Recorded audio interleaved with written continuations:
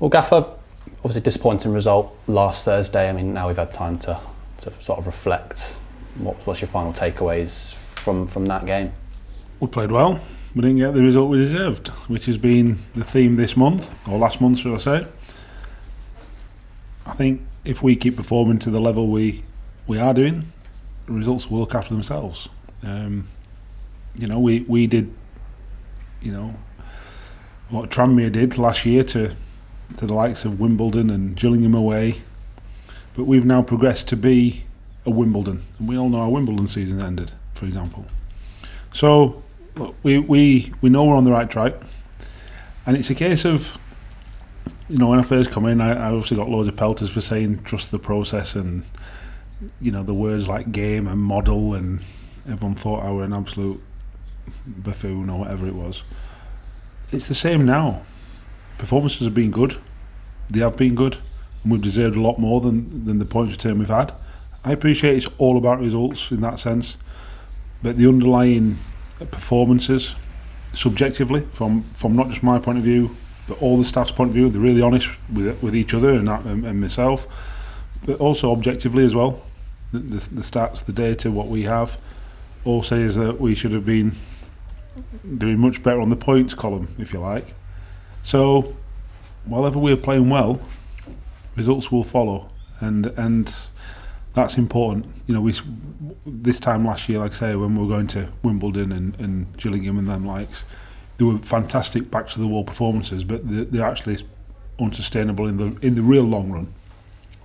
We've now got to a point where, like I say, we're not reliant on them, and the likes of Tranmere are, and full credit to him that you can't take anything away from him. And I'm not Tranmere bashing at all. Fair play. It's not sour grapes. I don't want Tranmere fans ringing me up or anything like that. But we're beyond the performances of just trying to hang in there, if you like. We've got to be better. We know that. We've got to stop conceding soft goals and score more. But like I say, before the weekend we were, I think, second top scorer in the league. So we're not doing too bad, and a lot of the defensive metrics are very good. We've got to cut out silly and costly mistakes. But keep actually improving and keep making progress. We said that at the start of the season. It's about progress, and we're making progress, and we've got to continue to do that. And the benefit of playing on Thursday means the lads got, and yourself got a well-earned weekend off. So you can switch off and sort of remove some of the elements of frustration as far as you can get a weekend off. So we can remove that frustration and sort of come into this week with a fresh perspective, ready to go for the festive period. Yeah, I think an enforced break helps. We've got, was it 7, 8, 9 games this month? I don't know how many. But certainly if you include early on in January, it'll be a tough schedule. Chance to rest some legs and get some further down the injury line, if you like, rehab line. So it definitely helps.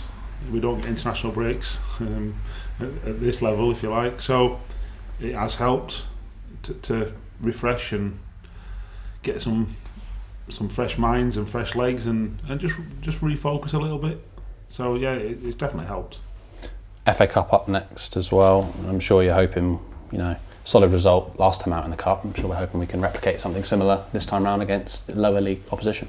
Yeah, but we all know the threat that Wealdstone faced because we faced them last year. And although we were a very similar performance to what we've just been, talking about in the league, and ended up scoring last kick of the game and winning the game. So we know exactly what the challenge is. We've faced it in the last 12 months. So that's the challenge. That's the challenge, and we know it'll be a tough one. Any team in the conference will be, a tough nut to crack and hard to beat. All them things that you expect. We've got to make sure we play well. We have been playing well, but then so have Ebbsfleet. They're 8 games unbeaten. We've got to respect what they are, who they are. We've seen them play. So it's a case of, doing our jobs well, and showing them the true difference in the two leagues as opposed to the top of the league and the bottom of League Two, if you like. And having the example, like you mentioned, of last year, I'm sure the focus is always on ourselves, but having that as that lesson to the lads, and a lot of the lads who played in that game last year are still here now, aren't they? So I'm sure it's fresh in their minds.